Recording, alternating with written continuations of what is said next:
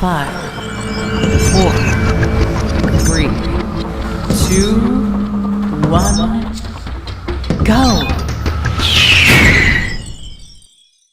Begin decryption of all security lockouts.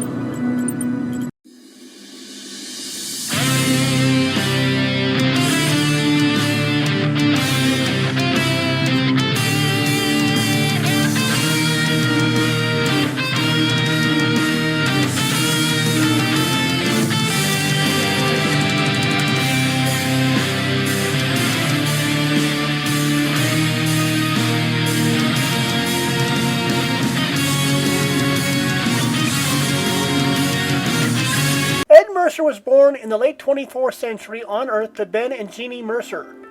Not much has been revealed about his early life, except that he fell in love with the idea of space travel and the Union fleet at an early age. As soon as he was able to, Ed followed his dream and enrolled in the Union Point Military Academy, where he went on to finish at the top of his class. People around him started to see big things in his future career. While at Union Point, Ed met and fell in love with Kelly Grayson, a woman who had similar interests in spaceflight and the military. Soon after they graduated from the academy, Ed and Kelly were married. Ed soon dove headfirst into his career, taking command of various bases, including the outpost at Epsilon Eridani. Ed later admitted that he put too much time into his work, commuting from Epsilon Eridani, or spending too much time away from the home in general. This left Kelly alone to balance her own career along with her personal life, and she ended up feeling unloved and unsupported.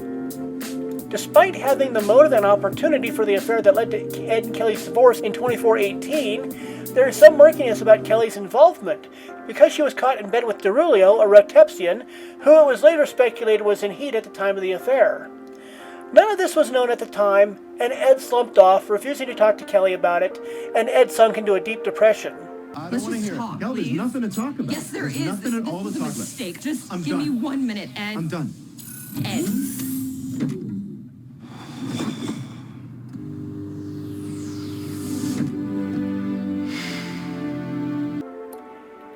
Ed's career took an almost immediate hit.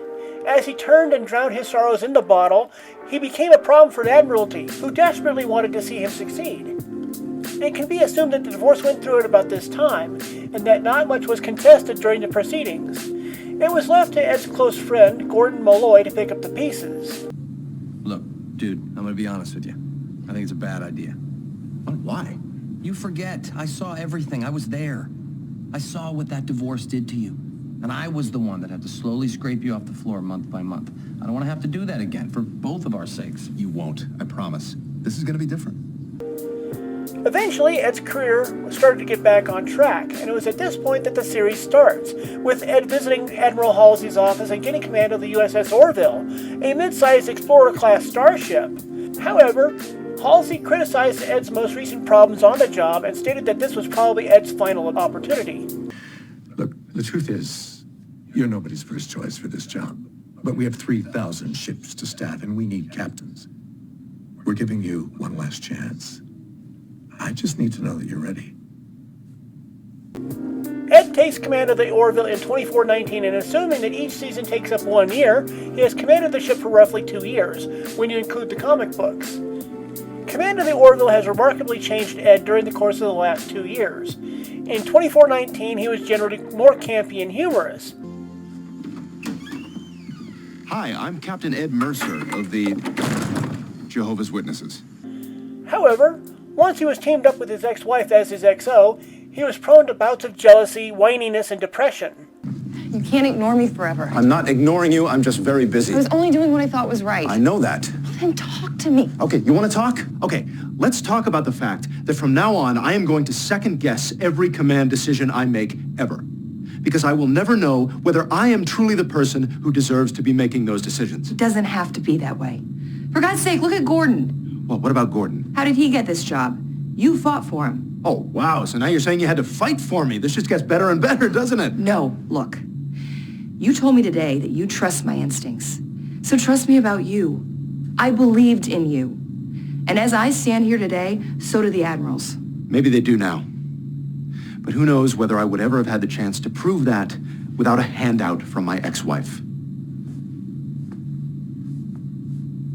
And being under the thrall of Dorulio's aphrodisiac pheromones does not necessarily get Ed off the hook either. Exposure to the pheromones seemed to first set off a person's fantasies, as was seen with Yaphet and Claire. In the case of Ed, he first became jealous of Kelly, then struck up a homosexual relationship with Dorulio. Meanwhile, Kelly expressed her inner insecurity by first sleeping with Dorulio again, and then becoming despondent when Dorulio started sleeping with Ed. Ed and Kelly later decided that the affair that led to their divorce in 2418 was probably the result of exposure to Rotepsian pheromones, and this frees them of the Ed and Kelly drama.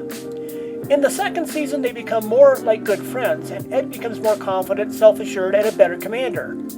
It is interesting that the relationship that was so annoying in the first season becomes pivotal to history in the second, as in Tomorrow, Tomorrow, and Tomorrow, Kelly decides to break off the relationship with Ed and thus changes history, allowing for the eventual Kaylon conquest of most of the known galaxy.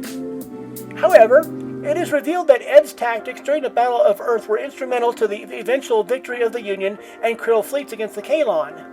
It was also Ed who gave the short commentary that embarrassed the Moclan delegation at the Union Council enough to where they accepted the provisional agreement proposed by Admiral Halsey to stop harassing the Moclan women of the Sanctuary Colony. Ambassador, the Moclans and the Krill can't stop the Kaylon alone, and you know it. Moclus would be destroyed.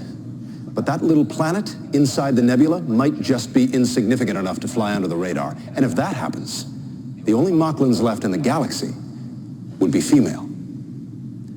But hey, you'd still be a single-sex species. It was also Ed Mercer who represented the Union in their recent talks with the Krill to bring about the beginnings of a peace deal.